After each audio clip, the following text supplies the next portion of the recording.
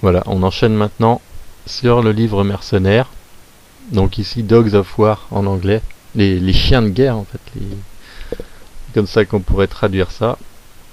Donc une couverture déjà qui moi j'apprécie tout particulièrement. Qui vraiment en impose beaucoup. Hein. Notamment au niveau des... En fait c'est les lances. Ça donne une espèce d'impression de profondeur à la couverture. Ces pics là, qui nous arrivent dessus de tous les côtés. Bon, sans parler de ça, la couverture est quand même sublime, hein, avec un gros concentré d'action, beaucoup de troupes, et puis en bas l'or, le butin des mercenaires. D'ailleurs, on va commencer par ça, par le premier plan.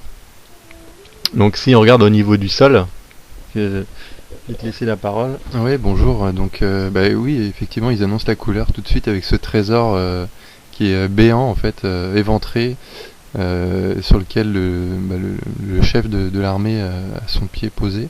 Donc, ça annonce la couleur. Nous, on est des mercenaires, on se bat pour l'argent. Donc, voilà ce que je peux en dire. Oui, puis on voit donc il y a le coffre avec tout, des colliers, des gemmes, des pièces, enfin un peu de tout, des bourses pleines à craquer. Et on voit d'ailleurs dans le coffre une lettre fort ailleurs qui veut dire alloué en fait, enfin, on pourrait dire grossièrement, mais qui veut dire que eux ils sont là pour l'argent justement. Ils ne travaillent pas gratuitement et ils ne font pas la guerre gratuitement. Ils font ça à l'ordre pour quelqu'un et pour pour celui qui va payer. En remontant un petit peu au premier plan, donc là on aperçoit une multitude de troupes différentes. C'est d'ailleurs le principe de l'armée mercenaire qui regroupe des unités d'élite de chaque armée.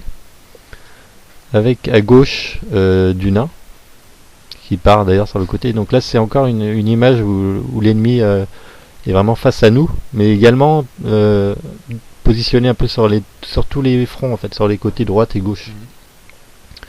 Donc oui, à gauche on a du nain, au milieu ce personnage central qui semble être le leader. Oui, absolument, voilà. Armé d'une arme dans chaque main, et d'un pistolet, donc on peut voir qu'il est bien équipé. Un peu tendance pirate, Sartosa peut-être. Oui, voilà, ambiance un peu Sartosa, l'œil de pirate, l'argent, le coffre, ça évoque ça aussi. Voilà, un peu un chasseur, tu vois, il a une cape peau d'ours et tout, on voit la tête d'ours et les griffes. Et puis voilà, à sa gauche et donc à notre droite, il y a donc une troupe gobeline. Et pourquoi des gobelins? Peut-être parce que, contrairement aux orques justement, c'est peut-être les seuls à pouvoir être mercenaires comme ça. Puisqu'ils sont plus malins, plus intéressés par l'argent que les orques uniquement par la violence. Oui, par la violence. Voilà. Oui, la violence, les gobelins sont plus intéressés. Cupide d'ailleurs, on voit celui de droite là qui tient, il tient une bourse, petit sac fièrement. Ouais, c'est ça, ouais. Voilà, un petit chef de gobelin, on peut dire. Très bien, donc on va remonter un peu plus haut, derrière le personnage principal, justement pour le dernier plan, qui est composé déjà d'un nain qui émerge sur la gauche, d'un nain qui semble sortir du lot en dessous, qui semble bondir sur la gauche là, prêt à l'attaque, accompagné d'un ogre, donc qui remontre encore que l'armée des mercenaires est vraiment cosmopolite et accueille un peu tout le monde. Alors toutes les lances là, ce qu'on voit, ça m'a l'air d'être une unité d'élite. Les léopards de Léopold. Non, c'est pas ça. Je me souviens plus trop là, je pense à la Légion perdue de Pirazzo. Ah, c'est peut-être ça. Les piquiers. Disons que je me souviens de ces casques là, un petit peu. Oui, il y a aussi la confrérie d'Al-Qatani. Je suis un peu perdu dans toutes ces unités. C'est vrai qu'il y en a tellement. Enfin, c'est en tout cas une unité de piquiers. Je m'en souviens. Puis je reconnais les casques. C'est une unité qui est connue. Bon, après, dans là, pour l'instant, on commente uniquement le visuel. Comme ça, on va pas s'attacher non plus trop de qui il s'agit. Mais effectivement, voilà une unité de piquiers derrière, donc qui protège un petit peu le général. Ouais, donc en fait justement ces pics rajoutés un peu à toutes les troupes autour donnent vraiment une impression de forteresse imprenable un petit peu. On voit le général au milieu, on a l'impression que pour arriver face à ça en fait ça va être compliqué.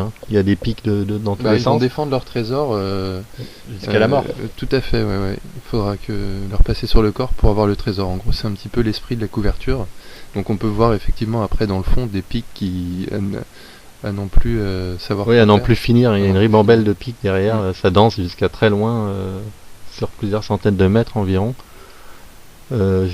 Pour revenir sur les piquiers, on voit aussi qu'ils sont blessés. Hein. Il y en a un qui a des cicatrices au visage, l'autre qui a un bandeau. Donc ça renforce vraiment le fait que eux ne lâcheront rien tout au long du combat. Hein, jusqu'au bout. Puis on voit encore quelques bourses qui pendent au niveau des ceintures, qui renforcent aussi l'esprit du butin mercenaire. Ils ont chacun un petit peu leur bourse. Ouais.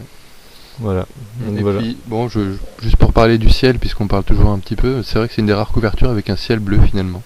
Oui, un beau ciel, sans nuages, tout bleu, contrairement à souvent des ciels un petit peu de couleur un peu fantastique. Voilà, ouais, là c'est pas fantastique. Ça fait vraiment réaliste. C'est terre à terre, on se bat pour l'argent et puis on défend notre butin.